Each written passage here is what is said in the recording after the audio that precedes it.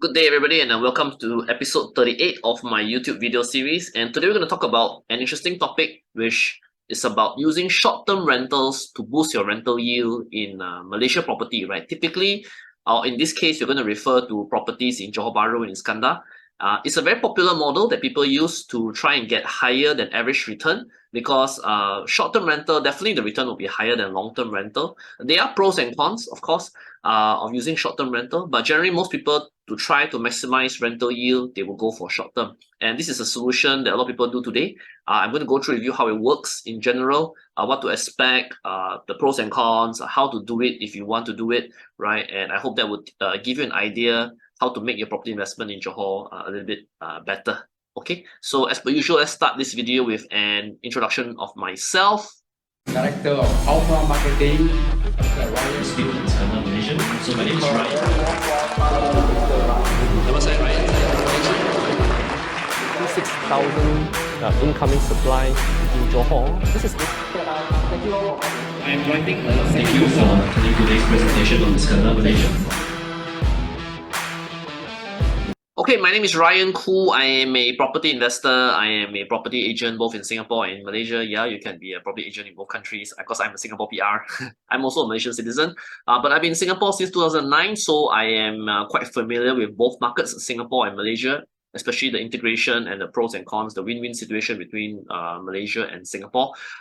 As a property investor, I have done lots of real estate investments in Singapore. I own property in Singapore. I own property in Malaysia as well, a lot in Johor. I regularly write for the Singapore media. I used to write for HProp, ST Property, Property Guru. I mean, I have spoken for events for them as well. Most recently, Property Guru at the Southeast Asia Property Investment Show. That was a couple of weeks back.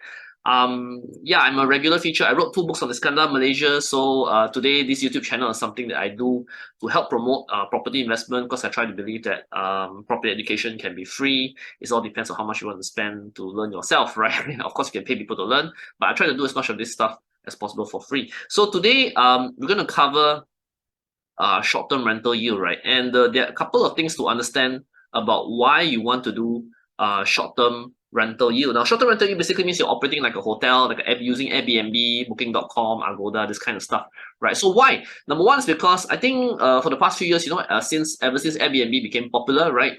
There's a lot of people try to use their own homes, right, or their investment properties as a way to generate income, right, through the Airbnb method. So you post your property on Airbnb and try to get people to book guests. Normally these are short-term stays, 1 night, 2 night, 3 night, 1 week. Typically the guests are here for holiday, sometimes for business travel, so their stays are pretty short. But because of that, you can charge rates which are higher, right, like 150 ringgit a night, 200 ringgit a night, 300 ringgit a night. In some cases, people are charging 1,000 over ringgit a night for this kind of properties, because they have quite teams. Sometimes they have teams, right, and people enjoy for the team, right? And that's the reason why people do short term. And because of that, if you think about it, 200 ringgit a night times 30 days, in theory, you can get 6,000 ringgit a night. 6,000 ringgit a month for a property, right? Assuming 100% occupancy, right, and before cost, right? But of course, yeah, you will never get 100% occupancy, right? It's quite difficult to do that. And a lot of things, one thing that a lot of people don't know is that actually JB, Johor Bahru, was a top market, 6th fastest growing market globally for Airbnb in 2019. Before COVID, right? Johor Bahru was a very popular Airbnb market. Lots of people are doing Airbnb there, and a lot of people book Airbnb there, right? And tourism in JB actually is not so bad if you think about it. Like recently, with a lot of traffic jams at the border because people are traveling in to from Singapore to Johor Bahru due to long weekends, holiday, right? Malaysia is a popular tourism destination. A lot of Singaporeans have family in Malaysia, and vice versa. So yeah, so Airbnb is a very viable thing, right? Tourism business is a very viable thing for JB, right? So as an owner, what is your benefit, right? Number one, of course, higher rental yield, right? We already said that multiple times. Number two is the property is managed, right? You as a person in Singapore, you may not have time to take care of a tenant. Your agent may not take care of you, but through Airbnb or through short-term rentals, there is a property manager who's managing this unit for you. He will effectively take care of the building for you. So you don't have to worry about things like repair, all that. You just sub to your property manager, right? Or your property manager will so-called manage it for you, right? So in that sense, you have a hassle off your shoulder, right? I think that's one very big unspoken advantage of doing short-term rental. Somebody is effectively managing the property for you. So number two, of course, as I mentioned earlier, rental yield should be better. In theory, in many cases, we've seen it better. Not all the time. Some places, the building is still better for long term, right? But in many places, we have also seen that short term usually outperform long term.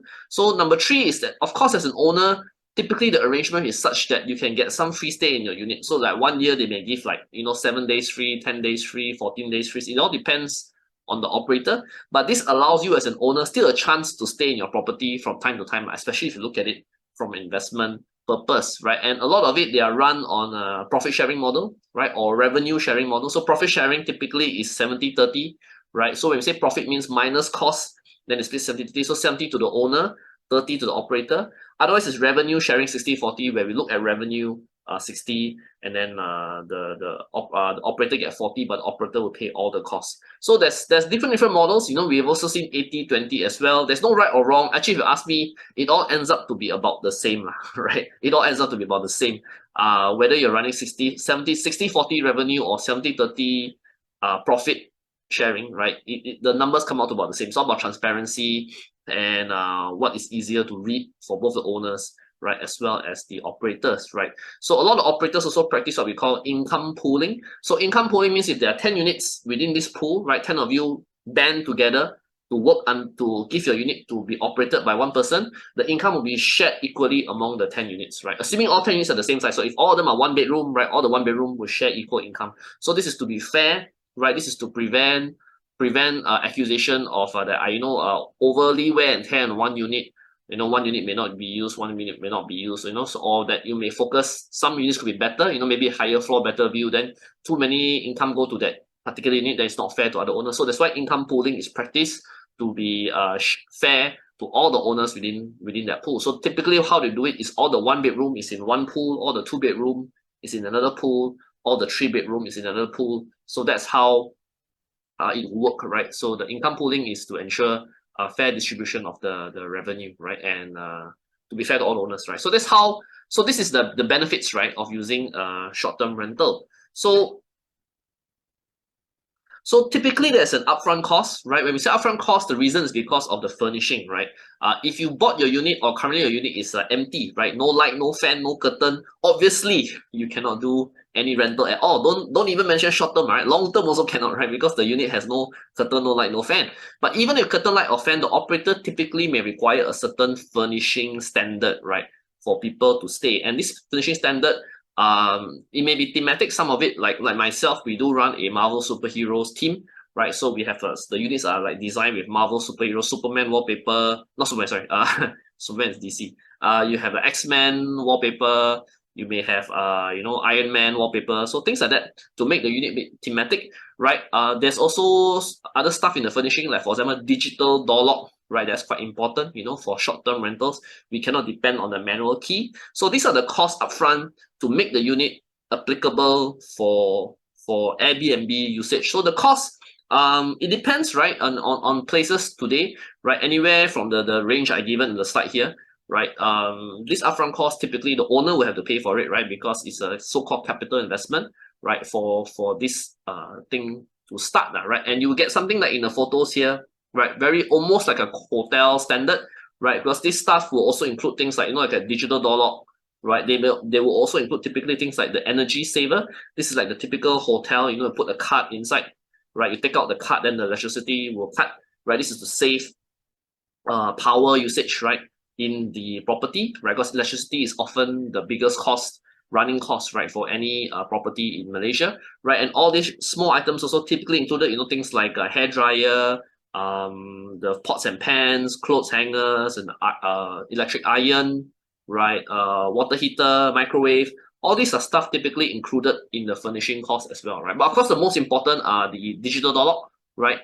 To control access for the guests and to cut off access for the guests after their stay as well. This is for security as well, right? And the energy saver, this is also to save electricity, right?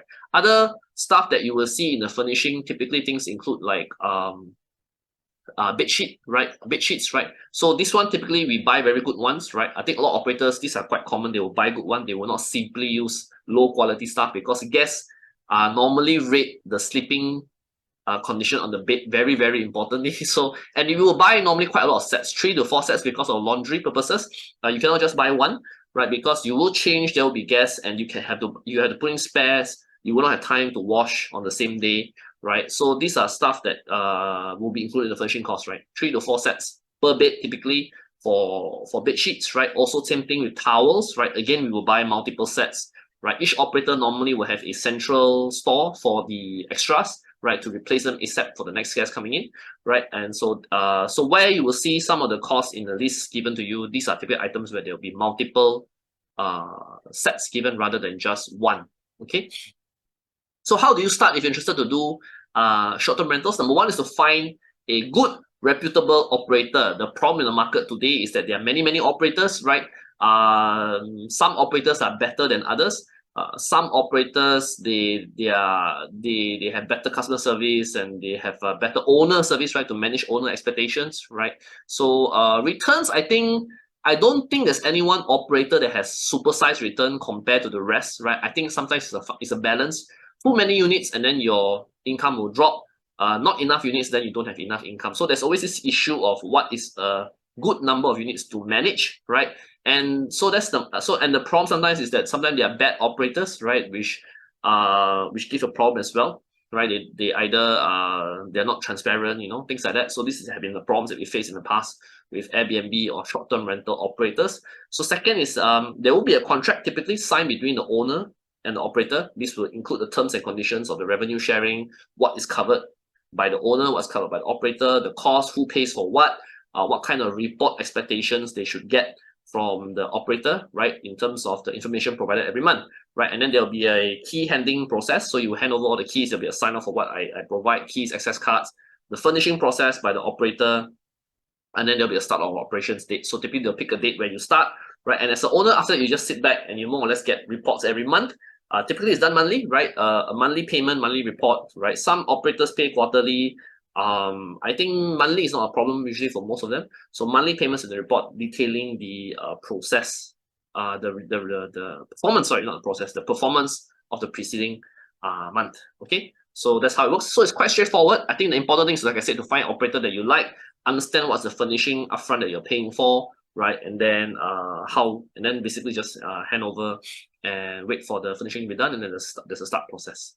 Okay, so I give you an example for a property that my team managed. I do have I still do today. I have a company called AirBNB that we run 3 buildings in Johor today. One Tebrau, Angkor Marina, and Pristine Medini. I show you Angkor Marina, which is our top performing building, right? One thing about Angkor Marina is that the developer already provided furnishing. So actually in this case, the owners didn't come out that much for furnishing costs because the furnishing already provided things like sofa, table and chairs, beds, right? The TV, all already provided by the developer. So that was one problem out of the way. We only had to cover costs for like the bed sheets, the digital door lock, you know, energy saver, things like that. So their furnishing cost upfront was much lower. So this is what the unit looks like after furnishing, right? So as per, you will notice, you know, things like this wine bottle, decor, plates and fork and spoon, all these are provided by us, right? Because we add on, right? Because these are, of course, the developer don't provide, but the developer did provide the big items like sofa, carpet, right? The TV, right? This was from the developer furnishing, right? So this is how a typical short-term rental unit would look like, right? And I give you a slide here that shows you our occupancy and our performance, right? Ever since November 2021.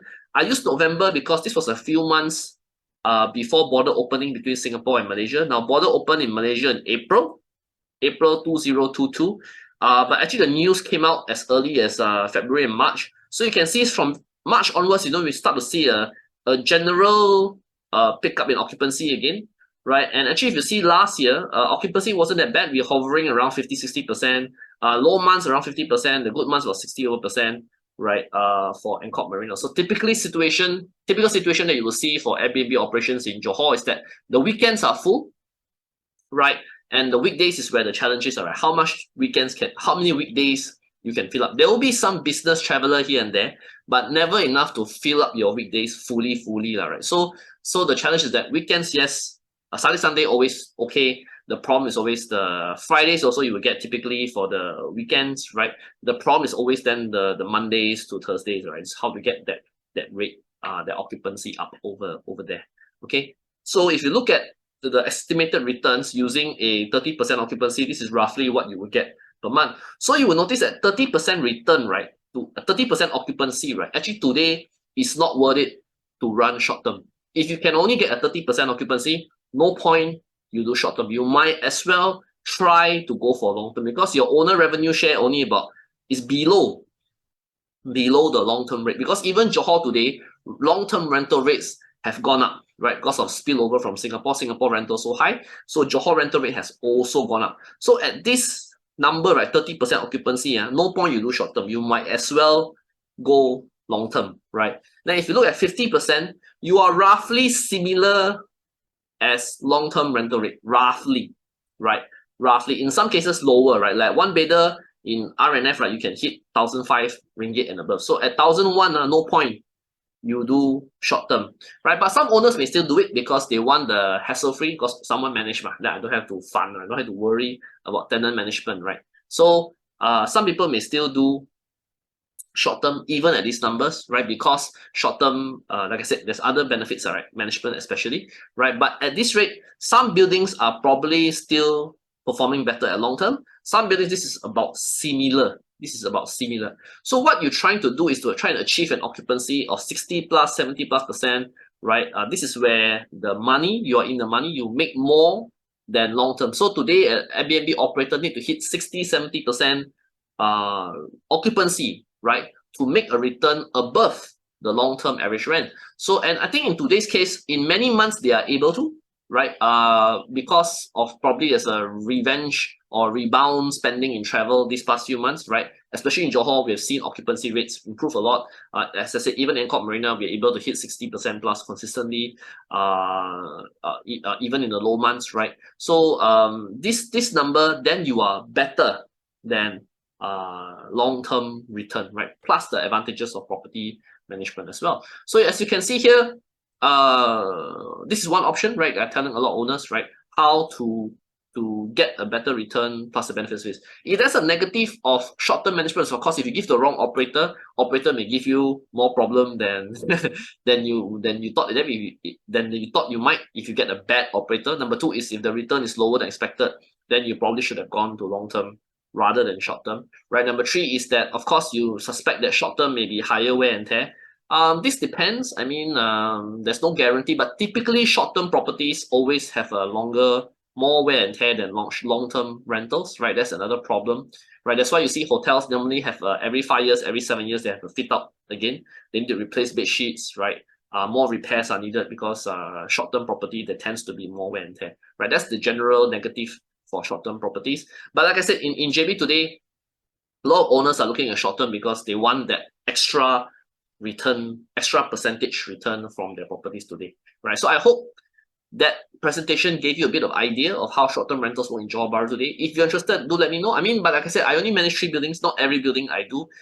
We do have intention to try and grow this business maybe in the next few months into 2024, right? But right now we are still monitoring some trends in JB and also globally, right? But I hope that video was useful, right? And gives you an idea of what to do short-term rentals. If you need operators to recommend in your building, I can recommend operators for you also, depending on which location your property is. So thank you very much. If you enjoyed this video, please like, share, and subscribe to our YouTube channel. We are also on TikTok, and we also share our stuff on our Facebook, which is the Malaysian Investors in Singapore.